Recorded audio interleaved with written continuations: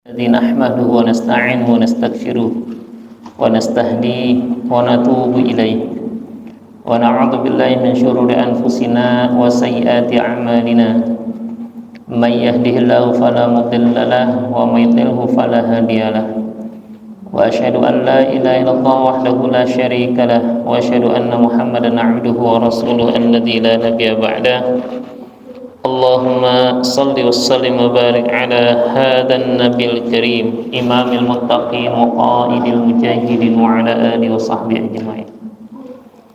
Jemaah yang Allah Subhanahu wa taala, bersyukur kepada Allah Subhanahu wa taala atas nikmatnya kita bisa hadir melaksanakan sholat isya berjamaah yang sedikit kita beriktikaf berdiam diri di masjid seraya meniatkan diri kita mentadabburi ayat-ayat Al-Quran agar bisa menjadi panduan, menjadi pedoman untuk kita semua.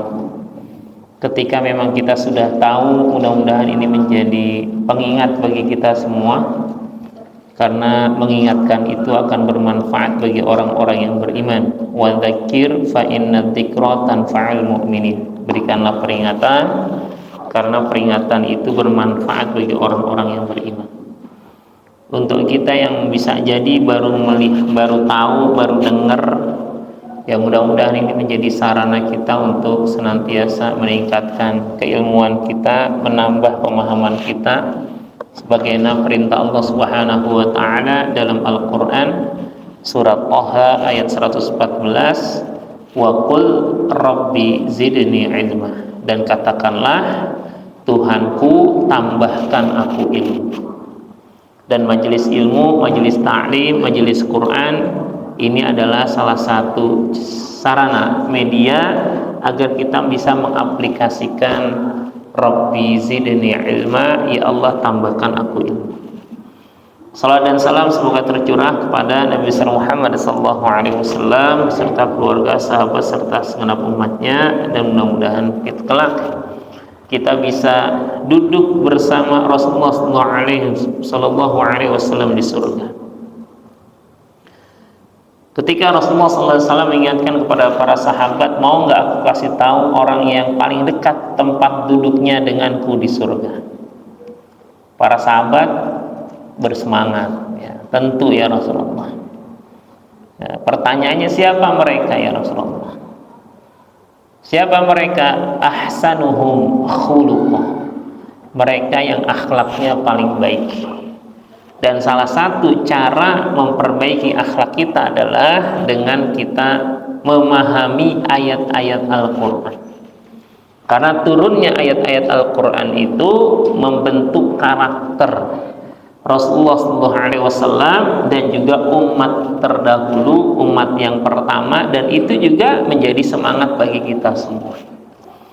Nah, gimana caranya? Bukan cuma sekedar dibaca, bukan cuma sekedar dihafal, maka kita mengerti arahan, tujuan, makna dari ayat-ayat yang kita dengar ataupun yang kita baca. Jemaah yang Allah Subhanahu wa taala, mendekati prosesi ibadah haji dan ibadah kurban, insya Allah kita akan mentadabburi teladan dalam ibadah haji dan kurban, yaitu Nabiullah Ibrahim alaihissalam dalam surah Ibrahim yang terangkum dalam doa-doa, ya, doa-doa Nabi Ibrahim dalam surah Ibrahim.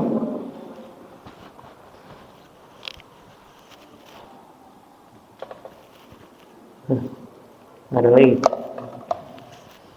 kita cek di tempat saya, mudah-mudahan ada.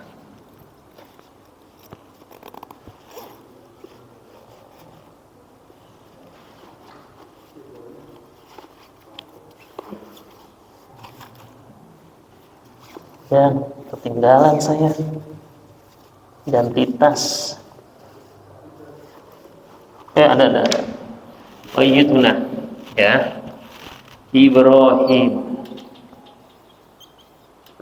ya, suratnya surat ke-14, ayatnya ayat ke-35 sampai ayat ke-41. Ya. Ini insya Allah di antara ayat-ayat yang akan kita tadabburi. Jamaah Allah Subhanahu wa taala, ibadah haji dan kurban sering kita bahas tentu saja kaifiyahnya dalam kajian fikih. Tapi yang menyemangati kita untuk ibadah haji, yang menyemangati kita untuk ibadah kurban adalah keteladanan yang ada pada diri Nabi Ibrahim alaihissalam beserta dengan umatnya, pengikutnya, termasuk keluarganya, anaknya. Ya, keluarganya, anaknya. Dan ini menjadi penguatan. Bahkan kalau kita lihat di antara ayat-ayat Al-Quran, doa para nabi itu yang paling banyak itu dalam Al-Quran doa Nabi Ibrahim alaihissalam. Ya. Doa sebelum beliau punya anak, maka doanya Rabbi habli minas shalihin. Rabbi, Tuhanku, hab, wahab, hab, anugerahkan li untukku minas shalihin, keturunan yang saleh. Gimana Pak doanya tadi? Gimana Pak? Doanya Pak? Nah, kita baca. Jadi sambil kita bayangkan anak kita, sambil ini terucap di lisan kita, Rabbi hab li, pendek kok, minas shalihin. Ya, saya baca 3 kali, nanti kita cek satu-satu. Ya. Rabbi habli minas shalihin. Rabbi habli minas shalihin. Rabbi habli minas shalihin. Bareng 1 2 3. Rabbi habli minas shalihin. Rabbi habli minas shalihin. Rabbi habli minas shalihin. Ini doa ini ada di dalam surahnya, surat As-Saffat, surat ke-37 ayat ke-100. Rabbi, Tuhanku, anugerahkan kepadaku minas sholihin, mina dari sholihin, orang-orang yang soleh. Jadi ketika punya keturunan, menjadi keturunan yang soleh. Doanya enggak minta keturunan yang nanti kaya raya, enggak, yang cerdas, enggak, yang pinter, enggak, itu bonusnya. Karena kesolehan itu insya Allah orang-orang yang soleh, maka dia menjadi orang-orang yang jauh dari kemalasan. Orang-orang yang soleh itu orang-orang yang bersegera melakukan kebaikan. Orang-orang yang soleh adalah orang-orang yang senantiasa taat kepada Allah dan Rasulnya. Saya pernah cerita, ada orang tua yang kata dia, Ustadz, saya menyesal mendidik anak saya biar jadi anak pintar. Karena memang anaknya pintar, kuliahnya di UI, ya, pintar. S2, S3-nya di luar negeri. Tapi anak saya lebaran ini waktu itu belum datang ke rumah saya. Padahal jaraknya itu nggak sampai 2 kilometer antara rumah dia dengan rumah orang tuanya. Bapaknya stroke, ibunya pakai kruk. Ibunya cerita sampai berkaca-kaca. Saya nyesal. Harusnya saya mendidik anak saya jadi anak yang soleh. Kalimat itu saya bilang Nih doa kita, Rabbi habli minas salih. Karena kalau anak yang soleh, semakin dia kaya, itu semakin merasa bahwa jasa orang tuanya besar terhadap dia. Kacang nggak lupa sama kulitnya. Betapa banyak orang tua yang dibudakin kalau kata orang Betawi sama anaknya. Rabbi habli minas salih. Karena anak itu bisa menjadi ujian bagi kita. Ya. Ketika Allah memerintahkan untuk disembelih, inni arafil manami anni adbahuka fantur madza tara. Aku mimpi menyembelihmu, gimana pendapatmu? Anak yang soleh mengatakan, if'al ma tu'mar, kerjakan wahai bapak yang diperintahkan oleh Allah kepadamu, satajiduni insyaallah minas sabirin, engkau akan dapatkan aku orang yang sabar dalam taat ini, insyaallah. Jadi anak yang dinantikan, didoakan, pas hadir udah enak diajak jalan bareng, diajak main, disuruh sembelih. Bapaknya taat terhadap Allah, punya anak yang taat pada orang tuanya karena orang tuanya taat sama Allah. Masya Allah, nikmat. Ya. Makanya ibadah kurban bukan cuma sekedar seremonial, tapi kita sedang belajar. Ya. Untuk apa? Menjadikan diri kita orang yang siap berkurban dan berkorban untuk membuktikan cinta kita kepada Allah melebihi dari cinta kita terhadap harta. Kalau sekarang kita enggak anak yang kita sembelih, harta kita potong tuh kosnya untuk apa? Bismillah, saya mau kurban. Jangan takut bicara masalah besar dan kecil, mau yang murah, yang mahal, yang penting itu adalah memang sudah kemampuan optimal kita. Fattaqullah mastata'tum, bertakwalah kepada Allah semampu kalian. Saya cuma dapatnya bisa yang tipe E kecil, biarin, gak masalah. Karena itu memang kita sudah mengikis habis sifat kikir dalam diri kita, sense of belonging, rasa memiliki dunia. Dengan apa? Kita bismillah, saya berkorban. Nah, makanya kalau ada kurban selalu niatkan, ya Allah, saya pengen ikut patungan. Kalau sapi, ya Allah, saya pengen kurban. Tapi jangan tiba-tiba sekarang ini, kalau memang kos kita, uang kita terbatas. Nih hari ini nih, kalau misalnya kita nggak bisa tanamkan, ya Allah, tahun depan bismillah saya mau, saya akan nabung dari sekarang. Jangan kalian udah mendekati nggak mampu, ya Allah, ya nggak mampu, orang beli handphone aja bisa nyicil, ya kah? Saya pernah kan kita ngitung matematika. 2.000 sehari, maka setahun kali 365,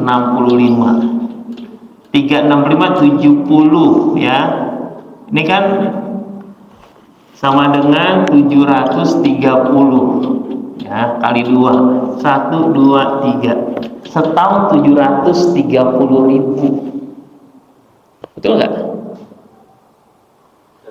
Betul ya? 730.000 kali 5 aja coba. 15, 1, 35, 36. Bayangin tuh. Saya mau nanya, harga kambing 36,5 yang seperti apa tuh? Gede banget. Orang patungan sapi aja 3,5. Kalau pengen cari yang agak jauhan, kemarin ada yang nawarin potong satu ekor kambing itu 1,7. Tapi daerah timur. Artinya apa? Ya Allah, saya pengen kurban, cuma bisa segini. Bismillah, di daerah yang sana. Karena apa? Emang terbatas kita. Saya ngiri itu ada tetangga saya tanya, gimana Bu Haji, udah siap kurban? Alhamdulillah Ustaz, kita udah siap. Saya mau yang sekarang ini udah ngobrol-ngobrol 1 ton 50 kilo beratnya satu sapi. Terakhir harganya 115 juta rupiah. Saya bilang, wah, limousine. Karena tahun lalu dia beratnya 1 ton 5 kilo. Sekarang 1 ton 50 kilo. Saya pengen setiap tahun selalu bertambah. Walaupun sedikit, Masya Allah. Bisa tuh seperti itu. Kenapa? Karena dia udah ngerti banget, dia udah ngerasain banget apa? Ketika wa ma anfaqtum min syai'in fahuwa yukhlifuh, yang dikeluarkan kemudian Allah ganti dengan yang berlipat ganda. Dia bukan ustadz, bukan kiai, orang biasa, bisnismen, tapi udah ngerasain bagaimana yang namanya ketika dia keluar dengan atas nama Allah Subhanahu wa Ta'ala, Allah berikan lipat ganda yang besar. Dan itu, tahu nggak, ada kalimat yang indah sesuai tema kita. Kebiasaan itu ditularkan kepada anak-anaknya. Anaknya 2. Alhamdulillah anak saya udah siapin juga yang pertama dan kedua, tapi di lingkungan rumahnya Masya Allah. Tahun lalu saya udah beli sapi 200 juta 3 ekor buat saya suami istri, anak saya 2 dengan keluarganya ini. Masya Allah. Kalau nggak bisa dari situ, apa? Kita mulai dari yang kecil. Kambing nggak ada masalah. Nggak bisa tahun ini, tahun depan. Kalau nggak bisa tahun depannya lagi. Ada 730.000. Coba kali 4 aja, 4 tahun yang akan datang. Jangan setiap ada kurban semangatnya itu nyateknya doang. Alhamdulillah sebentar lagi Idul Kurban. Lu punya panggangan nggak? Gitu. Dan saya ingatkan, kalau kita belum bisa kurban, bantu orang-orang yang kurban, apapun yang bisa kita lakukan. Nanti insya Allah berikan kemampuan pada kita. Ya. Makanya kalau daun bisa kurban, iri sama mereka, ya Allah, saya pengen seperti itu. Mudah-mudahan korban dia ini korban yang Allah terima. Gitu. Jangan ada korban sirikan, ya Pak? Sirikan Betawi itu. Ya korban kecil kayak gitu. Ya, biar kecil juga kurban. Kalau kita bahagia dengan kebaikan yang diterima oleh orang, apalagi kita doain, maka yang doain kita tuh para malaikat. Kata Rasulullah, idza da'al muslim akhahu bi zahril ghaibi. Kalau ada seseorang muslim doain saudaranya, yang didoain nggak tahu sedang didoain sama dia, nggak ngomong-ngomong, nggak bilang gue doain lu ya nanti ya, enggak. Tapi didoain ketika ada kurban, ya Allah, mudah-mudahan nih korban terbaiknya Allah terima, lipat ganda, Allah ganti dengan yang terbaik buat keluarganya, gitu kan? Maka kata Rasulullah, qolal malaikat akan berkata, amin walaka bimislih, kabulkan ya Allah, dan engkau mendapatkan sebagaimana yang engkau doakan. Jadi nggak ada ruginya. Balik lagi ke kajian kita, ini doa sebelum anaknya lahir. Belum ada Nabi Ibrahim punya doa ini. Nah, kita akan kaji surat ini adalah ketika anaknya sudah besar. Banyak ayat-ayat, tapi ini menjadi penguatan bagi kita. Yang pertama ayat 35. Doanya, wa in qala Ibrahim rabbi ij'al hadzal balada amina, negeri yang aman. Pertanyaannya, negeri kita aman apa enggak sih? Kurang aman. Ya. Kita itu negeri yang payah. Ya, cuman perampok-perampoknya itu cerdas-cerdas. Jadi cara mengeruknya itu legal, formal, legal. Jadi nggak seperti orang ngambilin. Ya, aturan mainnya itu dahsyat. Sampai rakyat itu nggak kebagian. Ya, cuma dikit dapatnya. Ya. Ini kan kalau pengelolaannya optimal, ini masya Allah. Ya. Surga dunia. Orang kalau udah kesini itu dahsyat. Ya. Kita bisa swasembada pangan. Kenapa masih banyak ekspor impor? Ya. Banyak hal. Makanya kalau kita yang udah ngerti, orang-orang yang main proyek itu, ya ternyata sukses fee impor itu gede. Ya. Sukses fee. Ya, kalau udah deal, dapat itu komisinya tuh. Ya Allah. Ya.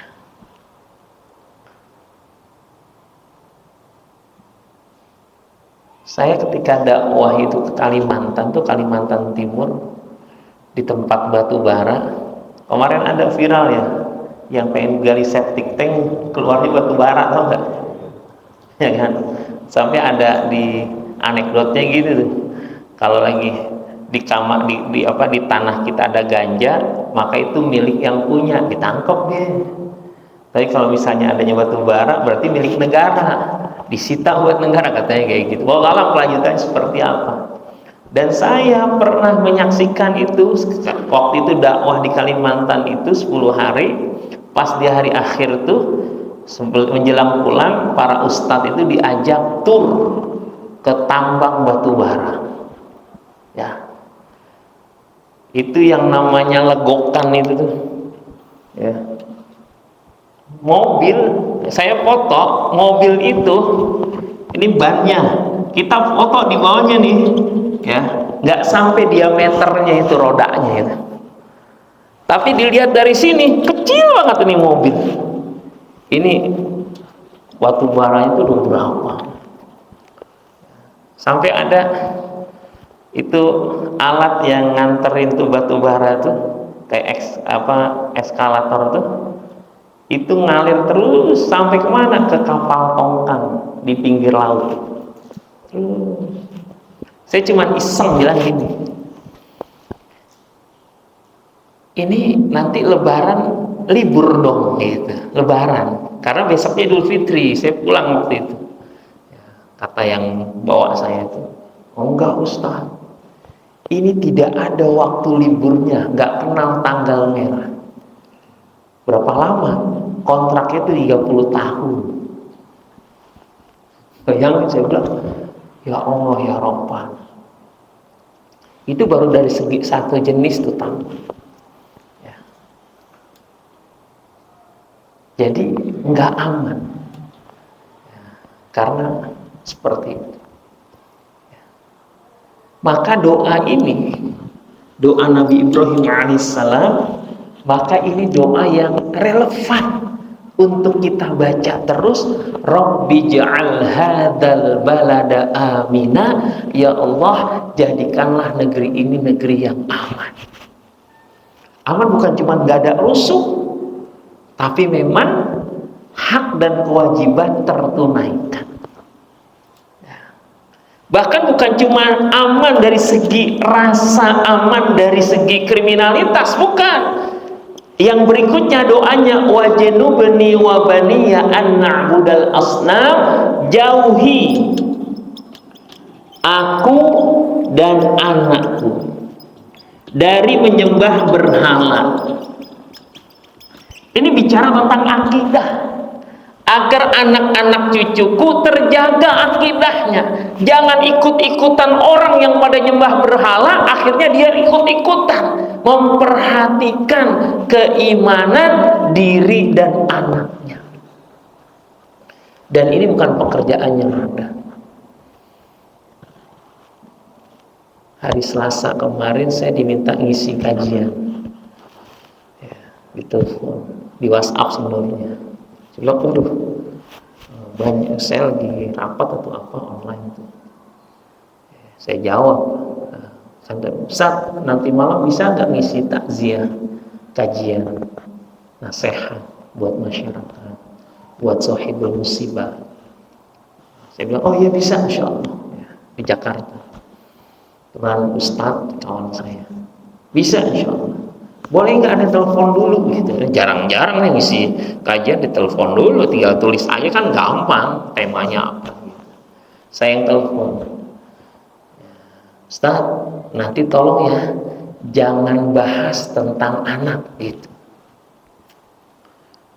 Kenapa? Sebenarnya dia ini pengurus organisasi Islam tadinya, Ustaz. Sekitar 5 atau 6 tahun yang lalu anaknya murtad. Ya. Nah sekarang istrinya meninggal. Ustaz ngisi jangan bahas tentang anak, nggak enak. Saya bilang, saya tuh kalau kajian takziah itu mengingatkan idza mata ibni Adam in qata'a idza mata ibnu Adam in qata'a amaluhu illa min salas. Kalau anak Adam wafat terputus amalnya kecuali 3 hal. Ya sedekah jariyah, ilmu yang tafa'u bihi, dan terakhir waladun sholih yad'u lahu. Hari saya nggak bahas itu. Ya, saya bahas hikmah dari kematian itu aja. Tapi yang menjadi catatan besar saya adalah dulu dia pengurus organisasi Islam, Ustaz, bapaknya. Dibiarkan anaknya sekolah di sekolah non-Islam, bukan sekolah negeri. Akhirnya kebawa terus. Saya bilang, ya, karena kita nggak memperhatikan ini. Hidayah itu berat. Kalau udah ada, kita nggak bisa pastikan selamanya hidayah ada pada diri kita. Enggak. Iman itu yazidu wa yanqus, naik dan turun. Bahkan kalau kita lihat Quran, innal ladzina amanu tsumma kafaru tsumma amanu tsumma kafaru tsumma izdadu kufra lam yakunillahu liyaghfira lahum wa la liyahdiyahum sabila. Ini di akhir juz 5 surat An-Nisa. Sesungguhnya orang yang beriman kemudian dia kafir, beriman lagi, kafir lagi, bertambah kekafirannya, lam yakunillahu liyaghfira lahum, Allah enggak bakal ngampuni bagi dia. Wala liyahdiyahum sabila, dan enggak ada yang bisa memberikan petunjuk ke jalan yang lurus untuk dia. Nabi Ibrahim mikirin, wajadubni wa baniya an na'budal asnam, karena lingkungan saat itu lingkungan yang penyembah berhala. Saking banyaknya berhala, maka Ibrahim sampai ngancurin tuh. Ya. Kenapa? Ayat 36-nya, innahunna adlalna katsiran minan nas, karena sesungguhnya berhala-berhala itu nyesatin manusia. Banyak orang yang tersesat. Dan kita khawatir itu adalah anak-anak keturunan kita. Ngeri. Kalau sekarang mungkin kita bisa dekat sama anak-anak kita, tapi generasi satu level setelah anak kita, cucu kita gimana? Generasi layer berikutnya gimana? Ya. Coba kita buka surat 19 ayat 58 sama 59. Ya. Ini 2 generasi yang berbeda banget. Ya. Ada Pak Khaidir? Ayat 58 59. Ada Bang? Coba baca 58-nya. Sebentar. Bukan. Surat Maryam ya? 19. Yang ada ayat sajadahnya ayat berapa? 58 ya?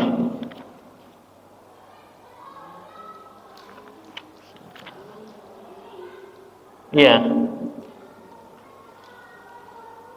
Gimana Bang? Coba baca terjemahnya. Nah iya, berarti tadi salah baca ya? Iya, saya deg-degan loh. Jangan khawatir saya yang salah. Silakan baca terjemahnya, kita dengarkan.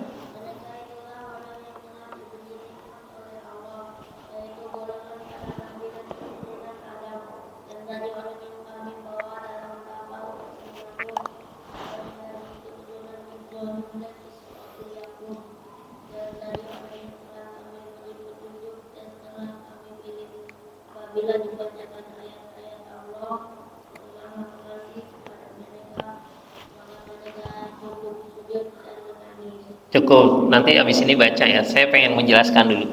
Ayat ini bicara tentang generasi setelah Nabi Ibrahim.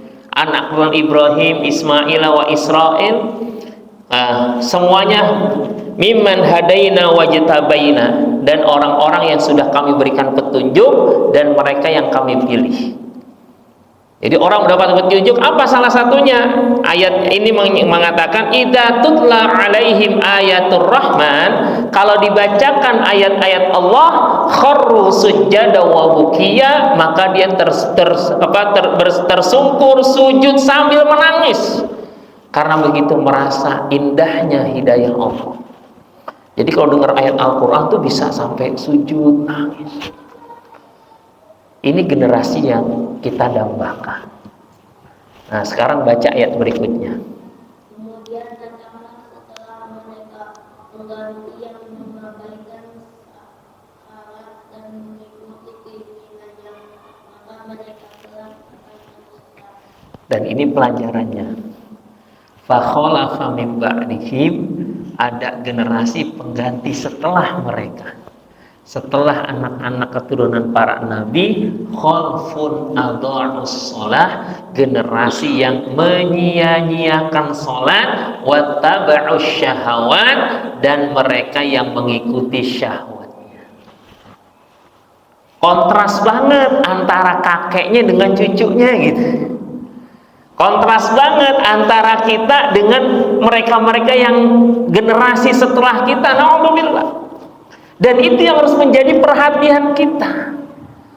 Makanya Nabi Ibrahim alaihissalam di doa yang lain berdoanya gini, Rabbana wa ba'as fihim rasulam minhum yatlu alaihim ayatik wa yu'allimuhumul kitaba wal hikmata wa yuzakkihim innaka antal azizul hakim. Salah satu doa Nabi Ibrahim alaihissalam tidak ada di sini. Ini ada di dalam surat Al-Baqarah ayat 129. Ya Allah, utuslah untuk anak cucuku nanti seorang rasul. Artinya apa? Anak cucunya dia pengen ada contoh, pengen ada pembimbing, ada yang bisa ngarahin. Maka diutuslah Rasulullah SAW dari Nabi Ibrahim zaman Rasulullah. Makanya di ayat itu surat Al-Baqarah 129 itu diantara dikabulkannya doa Nabi Ibrahim alaihissalam dengan diutusnya Rasulullah SAW. Nah, dalam hal kita sebagai orang tua, maka itulah perhatian orang tua terhadap anak dan cucunya, agar anak dan cucunya nggak ngikut orang-orang sembarangan.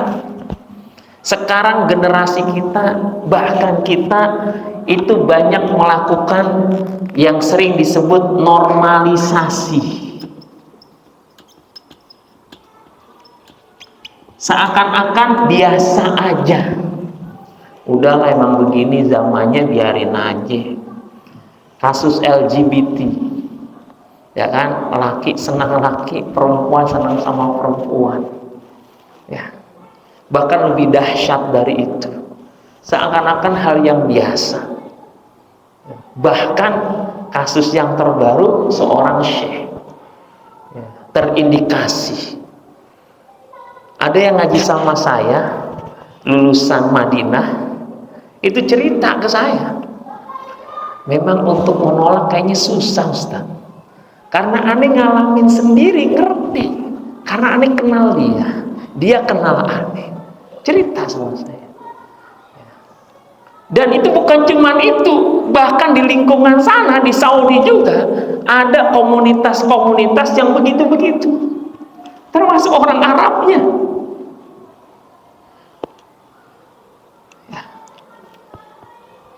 Modusnya apa? Pijit, modusnya bekam, modusnya ngurut. Itu kok minta aneh Ustaz, disuruh ngurut waktu itu mijit, tapi kok maunya sekitar itu aja gitu. Ya jijik gua gitu kan. Besok kamu lagi, siapa? Orang sono gitu. Benar? Iya, deg-degan juga saya. Ya walaupun kasus juga kan bagi kita kan baik-baik aja. Contoh. Dan kalau udah kayak gini normalisasi, lama-lama menyebar. Ya. Dan itu cukup lumayan. Saya pernah kecolongan di masjid saya. Ya. Ini sampai ada beritanya di media Depok waktu itu. Imam masjid penyuka sesama jenis, banyak. Bacaan Qur'annya enak banget. Beberapa kali jadi pembimbing haji dan umroh. Saya wawancara ketika jadi imam masjid. Ya, setelah COVID tuh, ya. Setelah COVID, ya.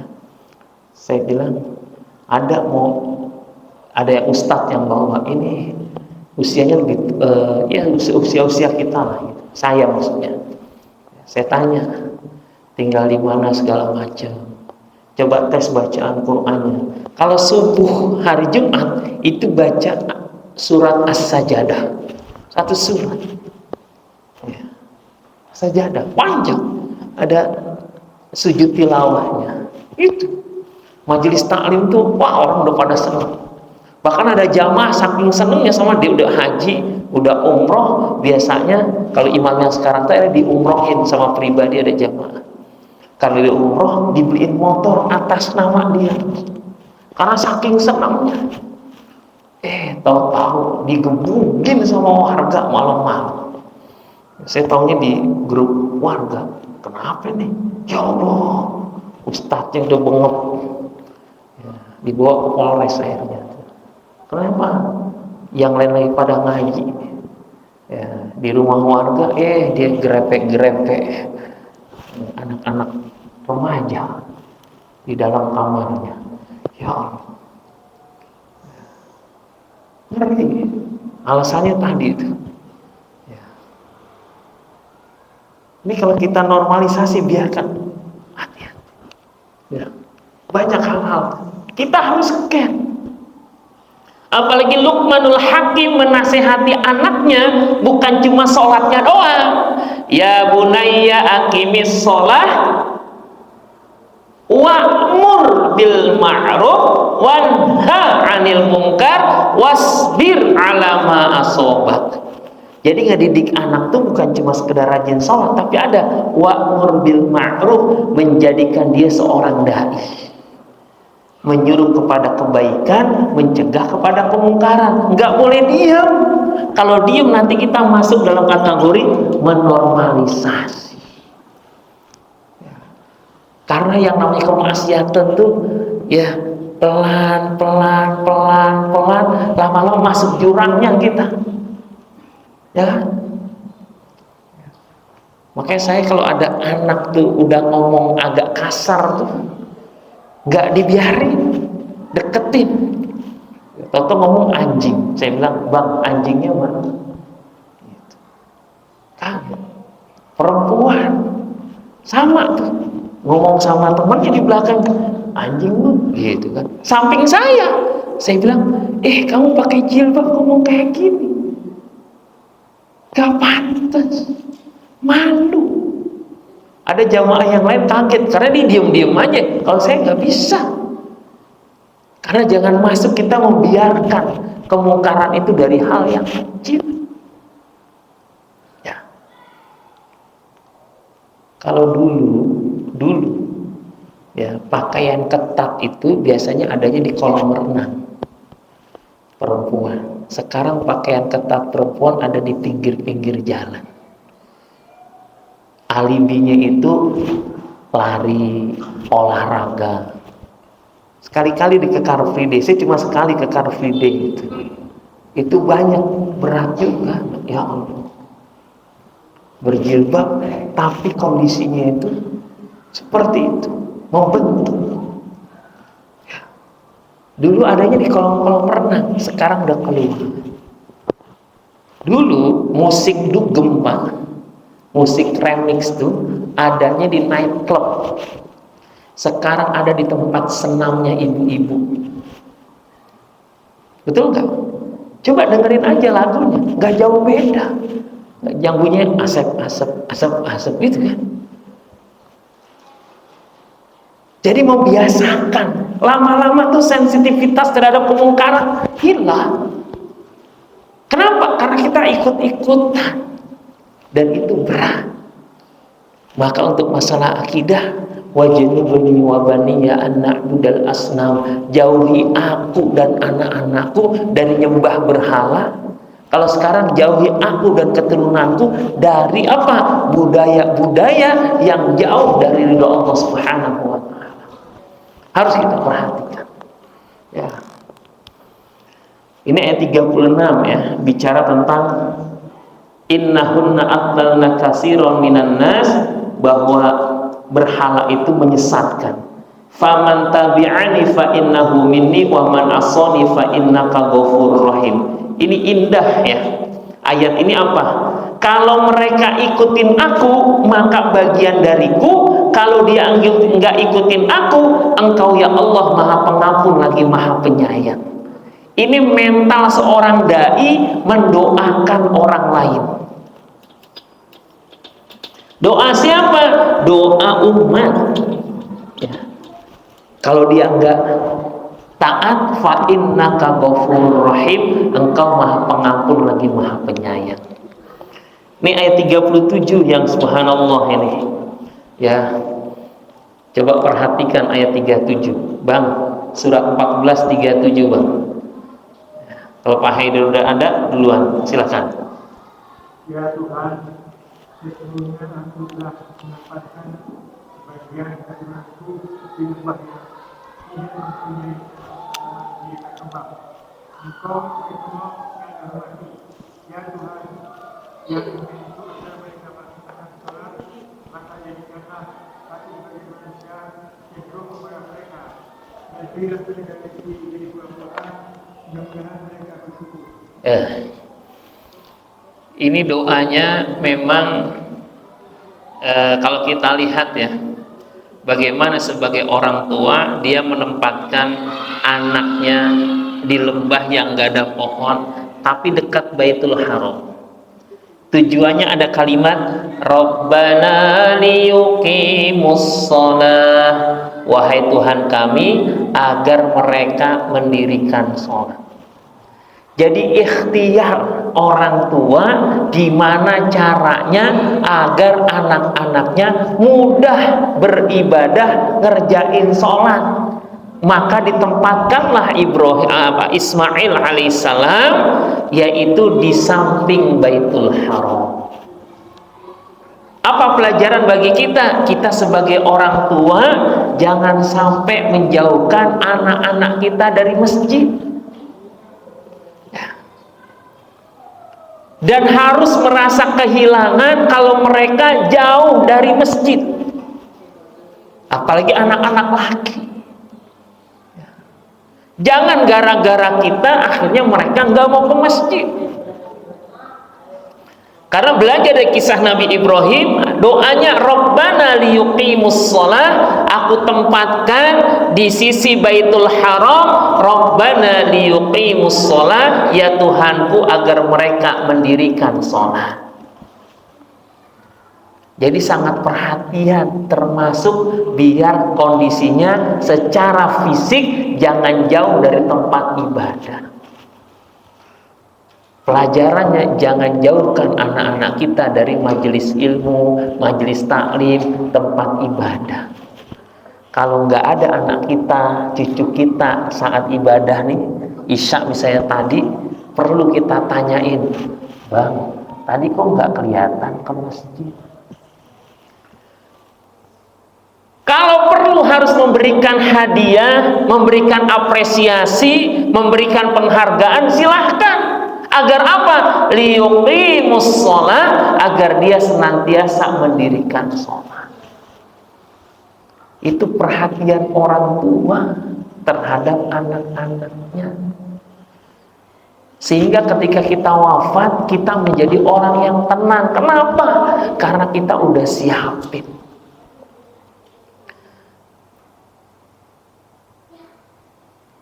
Ada ketua DKM sebuah masjid wafat. Ya, dia selalu ke masjid. Pas menjelang maghrib, udah mandi, udah rapi-rapi, pengen masjid, jatuh di rumah. Ternyata langsung kaku tuh, nggak bisa bergerak, dibawa ke rumah sakit, ternyata udah wafat. Orang yang ngebawa ngeliat, ya, saya tanya, iya, sepertinya memang udah wafat pas di rumah itu. Kita semua menyaksikan dia husnul khotimah, insyaallah. Sampai akhirnya tibanya malam, jenazahnya jam 8 datang. Saya tanya kepada anak-anaknya, ini mau disolatkan di mana? Apa mau dimakamkan di mana? Di kampung, karena bapak waktu itu pernah ada bicara. Oh iya. Jadi kita selesaikan malam ini biar selesai mandi bisa langsung berangkat. Iya, siap Ustaz. Pertanyaan kedua, siapa anak-anaknya? 3 laki-laki. Udah berkeluarga semua. Siapa anaknya yang bakal mimpin sholat jenazah? Gak ada yang bisa. Satu pun gak ada yang berani. Yang ngomong sama saya yang paling tua, jangan. Saya langsung, ya udah saya yang mimpin. Jam 1 pagi tuh, ya, saya mimpin sholat jenazah. Setelah itu bawa ke kampung. Tapi selepas itu sakit hati saya. Bukan terhadap orangnya, bukan terhadap kondisi. Ya Allah, saya kenal orangnya ini min ahlil khair, insyaallah. Tapi sayang banget anaknya itu nggak bisa mimpin sholat jenazah. Laki-laki semua. Saya khawatir tuh generasi setelah kita. Maka belajar dari kisah Ibrahim alaihissalam, begitu dekat dengan anaknya dan begitu percaya anaknya kepada bapaknya, sampai disuruh sembelih, kerjain Pak, if'al ma tu'mar. Karena bapaknya nggak pernah bohong, bapaknya selalu tepat janji, bapaknya orang yang taat. Bahkan kebaikan-kebaikannya diikuti oleh anaknya. Ya. Kan ditempatkan Ismail itu agar apa? Rabbana liyuqimus shalah, betul kan?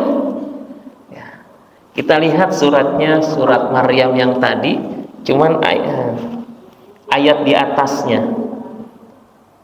Ayat ke-54 dan ayat ke-55. Ya. Surat Maryam ayat 54 dan 55. Jadi Nabi Ibrahim meletakkan Ismail itu yang kecil, masih bayi sama ibunya, di lembah yang gak ada pohon, di samping Baitul Haram. Rabbana liyuqimus shalah, ya Allah agar mereka mendirikan sholat. Itu tujuannya.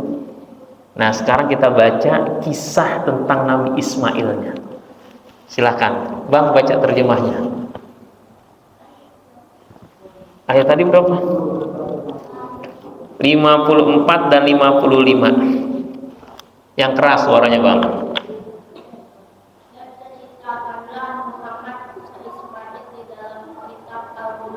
Cukup. Wadkur fil kitabi Ismail.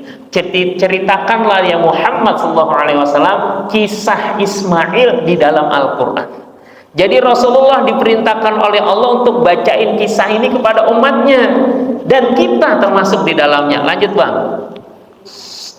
Lanjut dia Bang ngomong.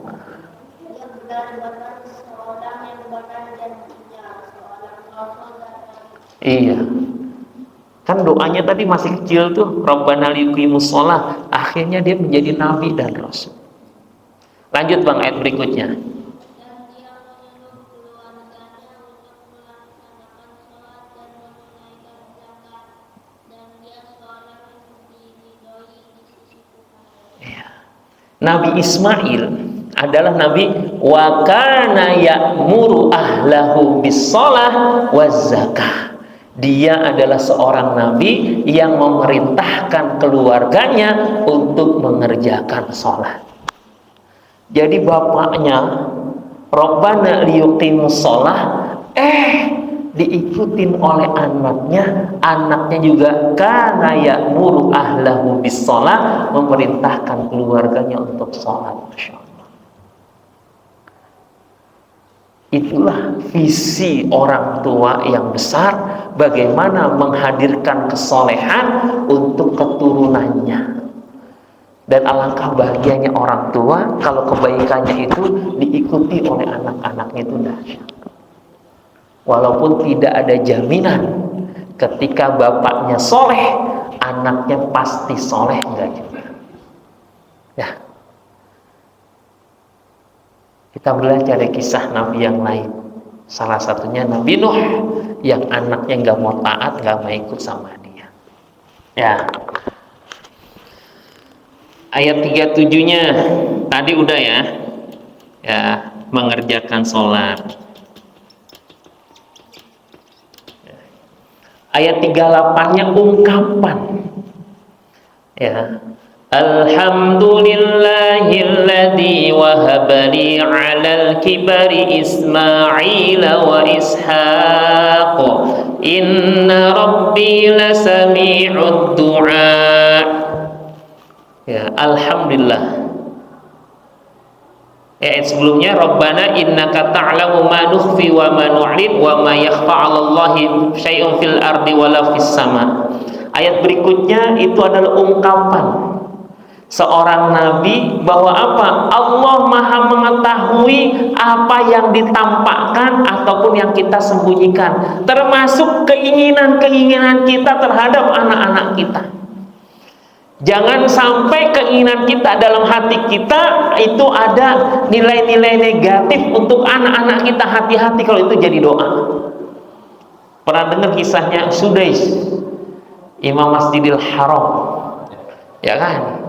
Ibunya itu nggak pernah marahin dengan kalimat negatif. Kalau marah selalu kalimatnya positif. Ya. Jadi ada anak yang kecilnya itu nakal, ternyata ketika besar itu bisa jadi orang-orang sukses, orang soleh. Di antaranya itu adalah bersitan doa dan bersitan apa? Lantunan doa, bersitan hati orang tua yang selalu menghadirkan kalimat-kalimat positif untuk mereka. Ini yang jarang nih. Kalau kita dengar orang tua udah ngomel abis itu anaknya. Sampai kadang-kadang amnesia.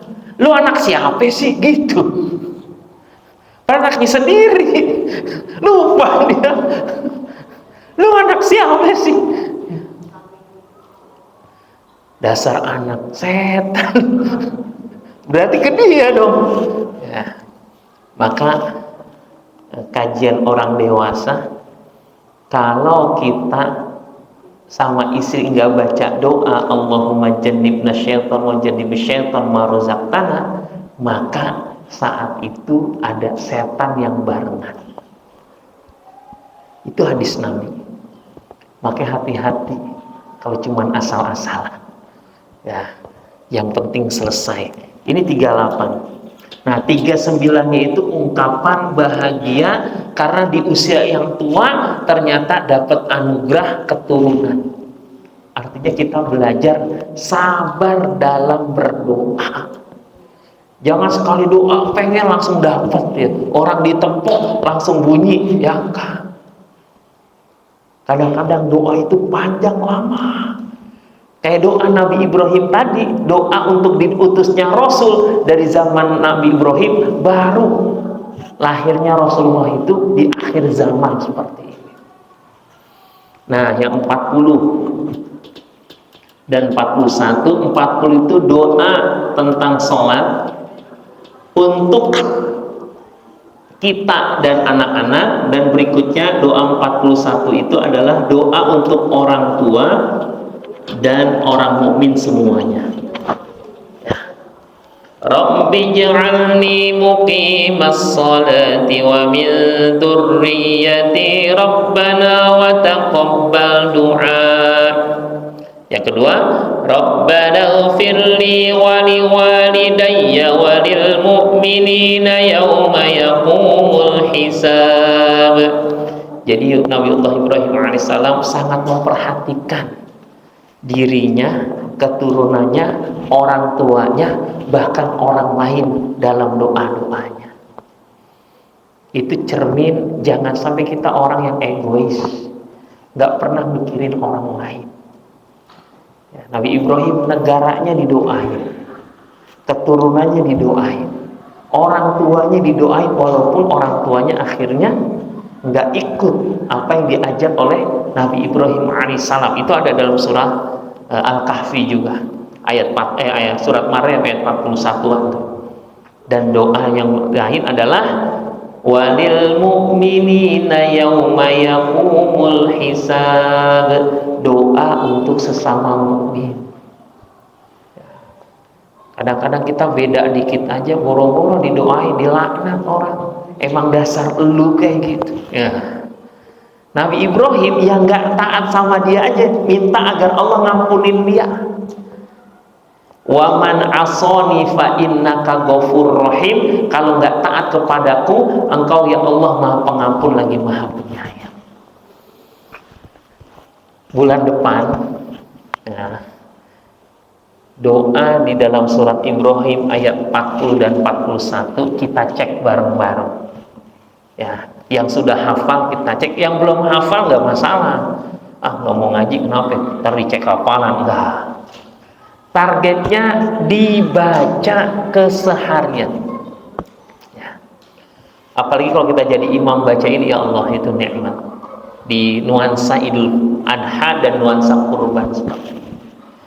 Agar apa? Nilai-nilai ketaatan ini ya, ketaatan yang Ibrahim alaihissalam dan keluarganya ini bisa menjadi teladan bagi kita.